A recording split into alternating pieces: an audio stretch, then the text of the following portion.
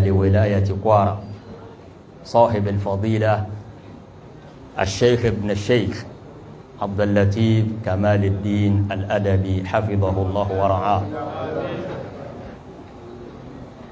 وأيضا أحيي أخي الذي أتحفنا بالحديث الثمين قبل لحظات، فضيلة القاضي الشيخ ابن الشيخ عبد الرحيم أحمد ساي حفظه الله. وبسرعة حتى لا أقع في الخطأ الذي وقع فيه هو أحيي شيخنا فضيلة الأستاذ الدكتور شعيب السيوطي أولوغيلي إندارابي، مشايخنا وأساتذتنا، شيخنا الأستاذ الدكتور مشهود محمود دمبة، شيخنا الشيخ فضيلة الشيخ عبد المؤمن عيارة،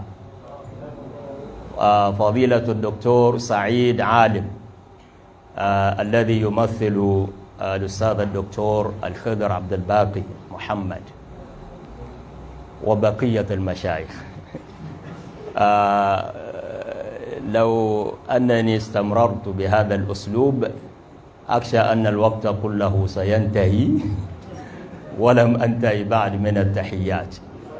وقد قطعت على نفسي عهدا بألا أقضي أكثر من ثلث ساعة،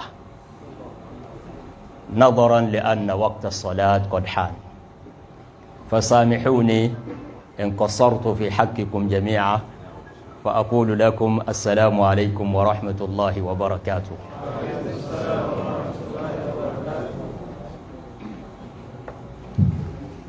إنه ليغمرني الفرح والسرور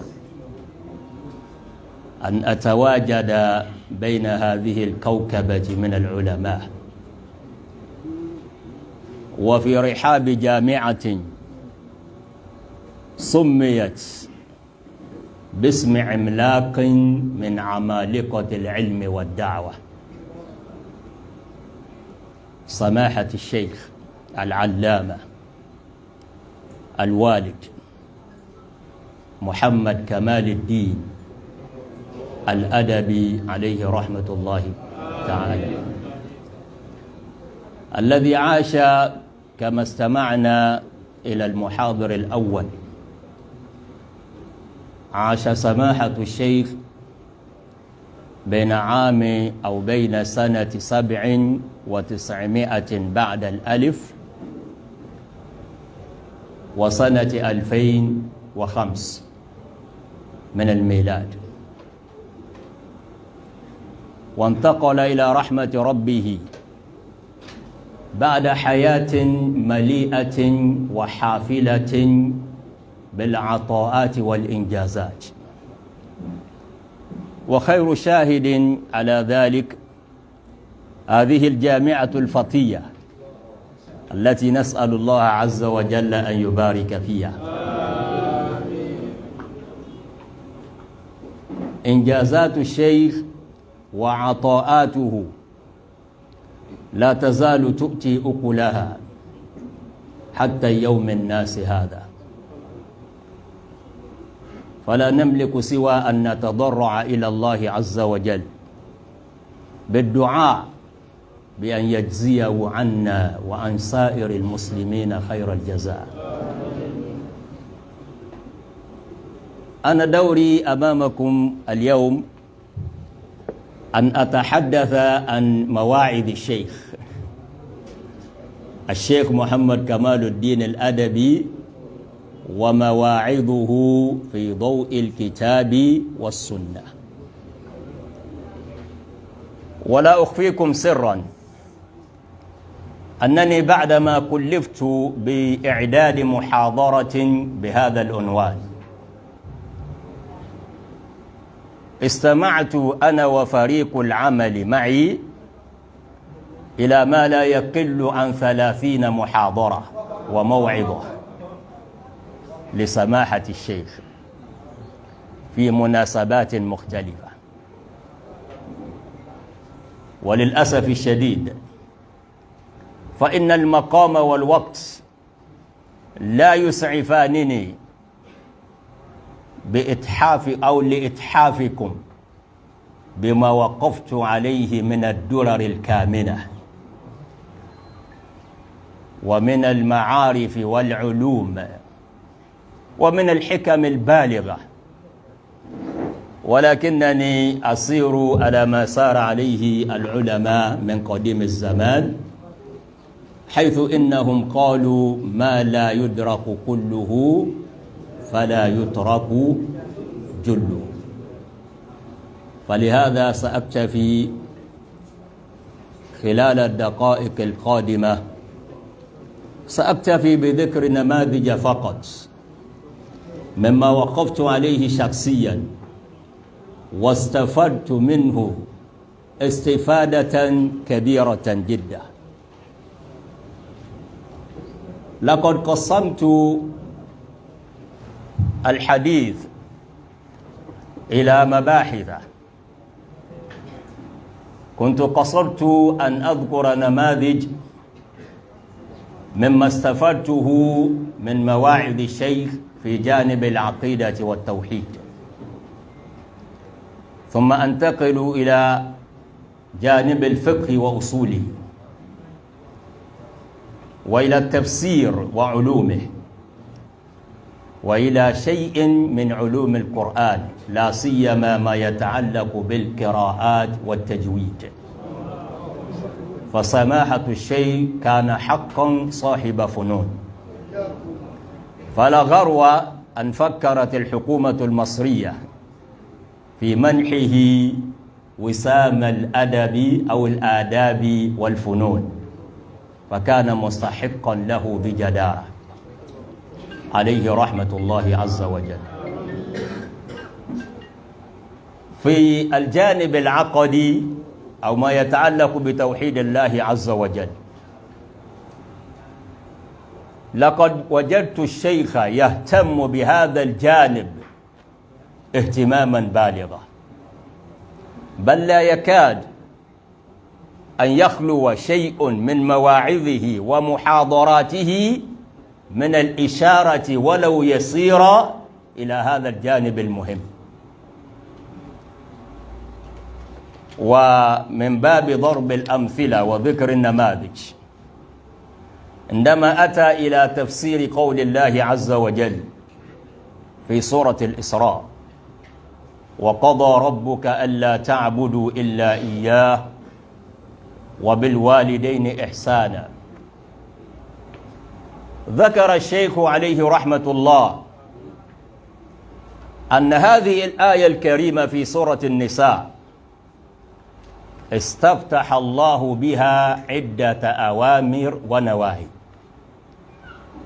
عدها الشيخ فأوصلها إلى أكثر من 40 أمر ونهي، كلها في سورة الإسراء. قال: فبدأها بما هو الأهم، ألا وهو الأمر بتوحيد الله عز وجل والبعد كل البعد عن الشرك. وقضى ربك ألا تعبدوا إلا إياه. فالشيخ عليه رحمة الله له اهتمام بالغ بجانب التوحيد والتحذير الشديد من الشرك ومظاهره،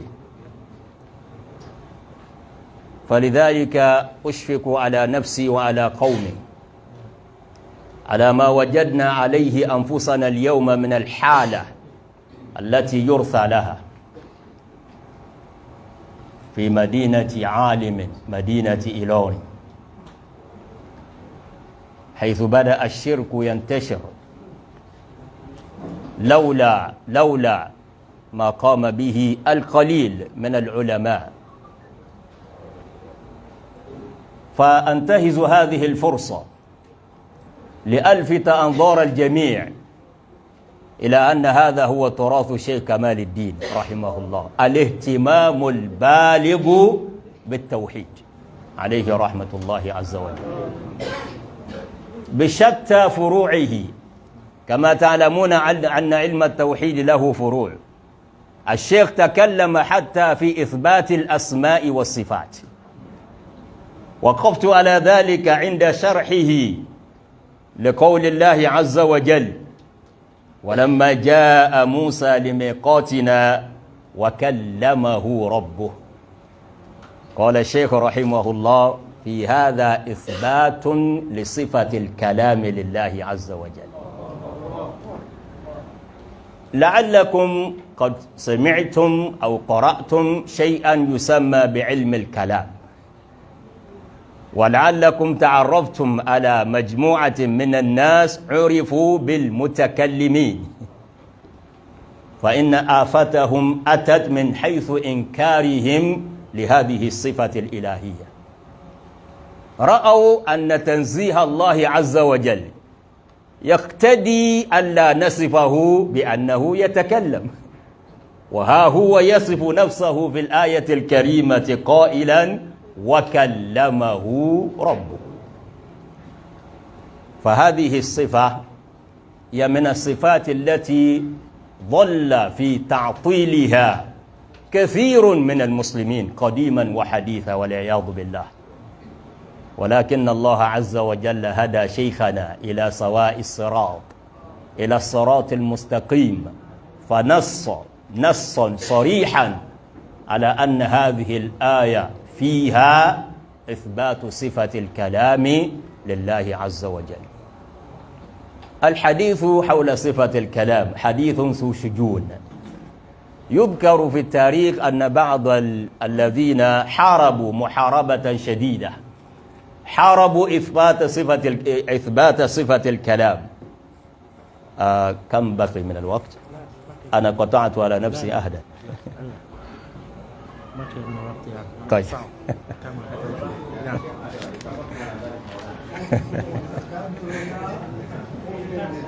كان أحدهم لما أراد أن يجبر الناس في وقته على أن ينكروا صفة الكلام، فأجبرهم حتى على تحريف كلام الله عز وجل، فقال: إنني أريد منكم أن تقرأوا قول الله عز وجل: ورسلا قد قصصناهم عليك من قبل ورسلا لم نقصصهم عليك وكلم الله موسى تكليما. أمر في وقته من المبتدعين، أمر الناس بأن يقرأوا هذه الآية بالتحريف لكلام الله، وبدلا من أن تقرأ الآية كما نزلت أمر بأن تقرأ هكذا: وكلم الله موسى تكليما. فاندهش الناس، فانبرى له أحد العلماء فأرشده إلى هذه الآية الكريمة التي منها أو بها استدل شيخنا على إثبات صفة الكلام. قال: فماذا تصنع بقول الله عز وجل: ولما جاء، ما هي الآية؟ ولما جاء موسى لميقاتنا وكلمه ربه. هذا لا يمكنك أن تعدل فيه. فبهت الذي كفر والحمد لله على نعمه. الشيخ له صولات وجولات في قضايا العقيدة والتوحيد، حتى إنه تطرق إلى أقسام التوحيد، وذكر أن للتوحيد أقساما ثلاثة، وهي توحيد الربوبية وتوحيد الألوهية وتوحيد الأسماء والصفات. ليس هذا فحسب، مما وقفت عليه واستفدت منه كثيرا كلام الشيخ رحمه الله عن أهمية الدعاء، وأن نعرف أن الدعاء عبادة لله عز وجل. فقال الشيخ: يجب على الداعي أن يكون مخلصا وأن لا يدعو غير الله، بل نص قال: لا يدعو الجن ولا الملائكة ولا الأنبياء، إنما يدعى الله عز وجل وحده. جزى الله عنا شيخنا خير الجزاء. ومما حثنا عليه مما استمعت إليه بنفسي أنه رغبنا وحثنا وشجعنا على الاعتناء والاهتمام بالأدعية المأثورة. إذا أردت أن تدعو بشيء فاحرص أن يكون ذلك مما أثر عن المصطفى صلى الله عليه وسلم أو مما يقرأ في القرآن الكريم. وقفت على ذلك عند شرحه وتفسيره رحمه الله لقول الله عز وجل: رب هب لي من لدنك ذرية طيبة إنك سميع الدعاء. قال: ينبغي لكل من يريد أن يرزقه الله ولدا صالحا أن يلتزم بهذا الدعاء القرآني، فهو ماثور رحمه الله تعالى رحمة واسعة. حفاظا على الوقت سأنتقل إلى جانب آخر، جانب الفقه وأصوله. استغربت كثيرا لما وقفت على كلام الشيخ في مقاصد الشريعة. أقسم برب الكعبة تكلم الشيخ رحمه الله بالتفصيل أما يعرف اليوم بمقاصد الشريعة وبالضروريات الخمس: حفظ النفس، وحفظ الدين، وحفظ العقل، وحفظ النسل، وحفظ المال. وتعالوا استمعوا إلى شيء هنا. الشيخ يتحدث عن مقاصد الشريعة، وكلنا نعلم أن مقاصد الشريعة جزء من مباحث علم أصول الفقه، ولكن كما قلت لكم وأكرره، كان اهتمامه البالغ في جميع مواعظه الاهتمام بالتوحيد. حتى وهو يشرح مقاصد الشريعة قال: من بين هذه المقاصد أعلى وأعظم وأكبر مقصد هو حفظ الدين، وأوله توحيد الله عز وجل. هذا الذي ينبغي أن يسير عليه العلماء وطلاب العلم. النبي صلى الله عليه وسلم مكث في مكة المكرمة 13 سنة لا يعلم الناس سوى التوحيد. وإذا قرأتم القرآن الكريم لا تكاد تجد آية آيتين حتى تجد إشارة ولو لطيفة إلى قضايا التوحيد، وهو أصل الدين، والبيت لا يستقيم إلا بأصله. فعلينا أن نقتدي بالشيخ رحمه الله. والله أعجبت كثيرا بما رأيت في كل فرصة ينتهزها للتأكيد على هذا الجانب وعلى هذا الأصل، ألا وهو توحيد الله عز وجل. في جانب الفقه أيضا علوم غزيرة وعلوم دقيقة. عندما أتى الشيخ ليشرح قول الله عز وجل: فقولي إني نظرت للرحمن صوما فلن أكلم اليوم إنسيا، رحمه الله تعالى. قال: هكذا كان صيام نبي الله زكريا وقومه، كانوا إذا صاموا لم يتكلموا، صاموا عن الطعام، وصاموا عن الشراب، وصاموا عن الكلام. تلك كانت شريعة زكريا. ومن باب توثيق المعلومات وقفت على هذه المعلومة في كتاب التفسير للإمام الماوردي، وقال إن الإمام مقاتل والإمام السدي فسر هذه الآية بهذا المعنى، أن شريعة زكريا تقتضي أن من صام لا يتكلم.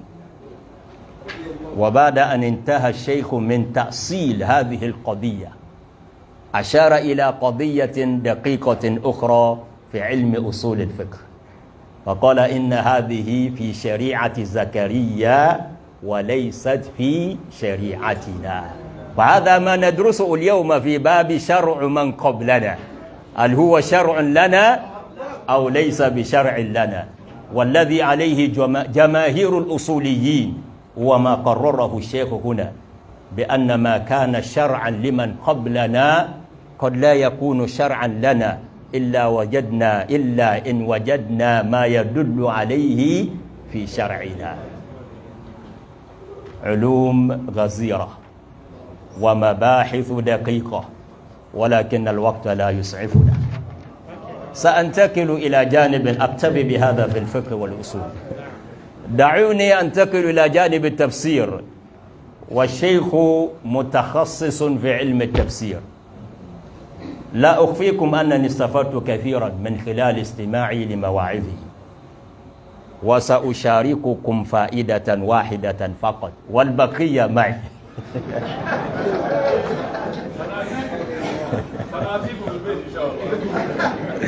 أبشروا أبشروا أبشروا.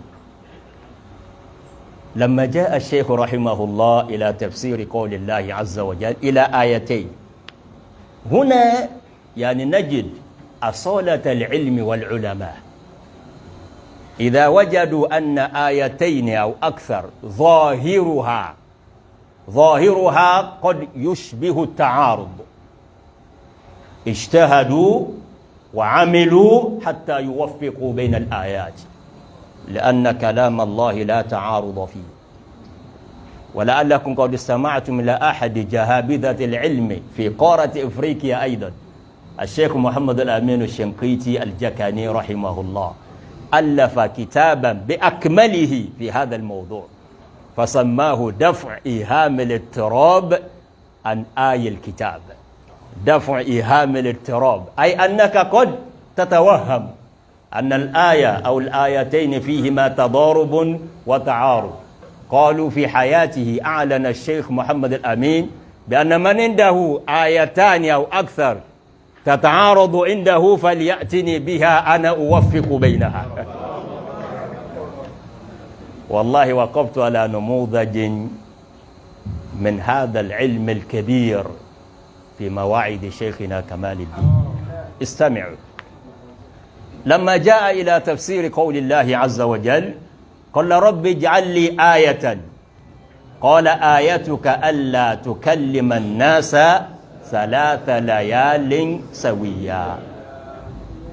توقف الشيخ قليلا عند هذه الآية فقال إن ظاهر هذه الآية، إن ظاهرها يقتضي أن زكريا ظل لم يتكلم ل3 ليال ويومين. ل3 ليال ويومين. كيف استنبط هذا؟ قال لأن الليل يسبق النهار، وإذا كان زكريا بموجب ما دلت عليه الآية أنه لم يتكلم ل3 ليال، ونعرف أن الليالي تسبق الأيام، قال الشيخ يحتمل بدقة العلماء، يحتمل أنه لم يتكلم ليومين فقط ول3 ليال. ثم رجع الشيخ وقال لكن هذا الظاهر وجدنا ما يوضحه ووجدنا ما يبينه في آية أخرى. فانتقل رحمه الله إلى سورة آل عمران. قال هنالك في سورة آل عمران قول الله عز وجل قال آيتك ألا تكلم الناس 3 أيام إلا رمزا. قال الشيخ وهنا اتضح أن زكريا مع أن ظاهرة تلكم الآية يشير إلى أن الأيام 3 لم تكتمل، ولكن القرآن يفسر بعضه بعضا. وهكذا ينبغي للمفسرين، هكذا ينبغي للمفسرين أن يعملوا إذا أتوا إلى تفسير كلام الله، فإن كلام الله عز وجل لا تضارب فيه ولا تعارض. فاجتهدوا قدر إمكانكم وتعلموا من علمائكم وسلفكم، فإن هذا هو النهج السليم الذي نهجه وسلكه شيخنا عليه رحمة الله عز وجل. وفي الأخير لا سأترك هذه الصفحات. لماذا سأترك هذه الصفحات؟ لأني رأيت الشيخ يتكلم عن الصدق، فقال: لماذا سمى الله عز وجل النبي إبراهيم بصديق؟ قال الشيخ بالحرف الواحد: لأنه قال إن إبراهيم أكسب لنفسه هذا اللقب لأنه لم يتعمد الكذب قط. فلا أريد أن تسموني بالكذاب، أنني قطعت على نفسي أهدا، أني سأقضي 20 دقيقة فزدت على ذلك. ولذلك سأنتقل إلى النقطة الأخيرة، وهي نقطة مهمة. الشيخ صاحب فنون، كان صاحب فنون. إذا جاء إلى الآيات القرآنية مفسرا ذكر ما فيها من القراءات. وأضرب مثلا ونموذجا أذكره، إنما أتى إلى نفس الآية في سورة الإسراء: وقضى ربك ألا تعبدوا إلا إياه وبالوالدين إحسانا إما يبلغن عندك الكبر أحدهما أو كلاهما فلا تقل لهما أف. قال رحمه الله: إن شئت اقرأها أف، فتلك قراءة من؟ هذه قراءة حفص عن عاصم عليه رحمة الله. وإن شئت فاقرأها إن شئت اقرأها أف، هذه قراءة من؟ قراءة حفص عن عاصم، وهي قراءة نافع كذلك عليهما رحمة الله. قال الشيخ رحمه الله: إن شئت اقرأها ولا تقل لهما أف، ولا تقل لهما، فقد أصبت إن قرأتها هكذا، أصبت قراءة ابن كثير وقراءة ابن عامر. وإن شئت اقرأها أف، أف أف بدون تنوين، فإن قرأتها هكذا فقد أصبت قراءة حمزة والكسائي وأبا عمرو وقراءة أبي بكر عن عاصم عليهم جميعا رحمة الله. وأكتفي بهذا القدر، ونصلي ونسلم على خير خلقه المصطفى المختار نبينا محمد صلى الله عليه وسلم. والسلام عليكم ورحمة الله. وعليكم السلام ورحمة الله وبركاته. قولوا الله أكبر. الله أكبر. ماذا أقول في شيخنا وعنه؟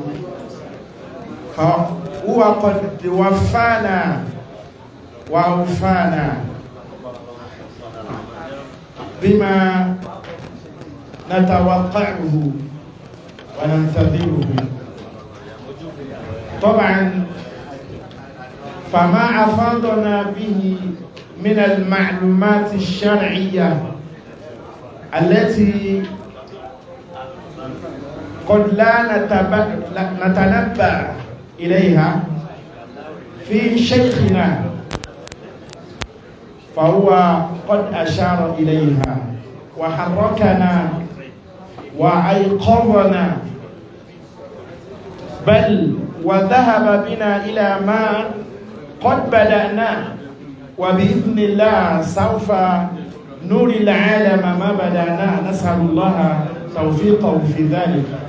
فما أعطانا شيخنا عن المعلومات الشرعية المتوافرة في مواعظ شيخنا المرحوم، فما أفادنا بها محاضرنا القليل كفى بنا، كفى من القلادة ما أحاطت بالعنق.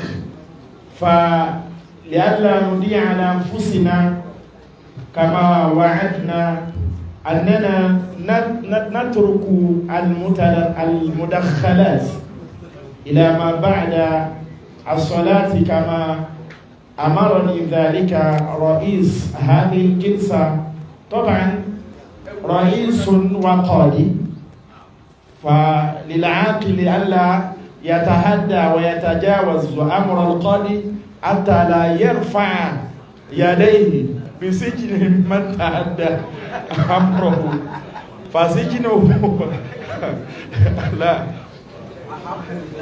لا لا يعني لا من سجن الله طبعا ف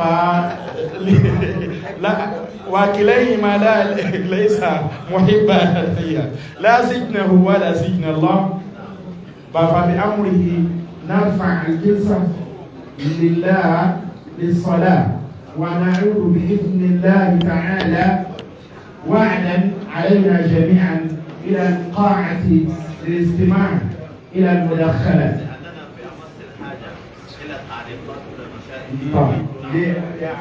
طبعا نحن في أمس الحاجة إلى التعليقات.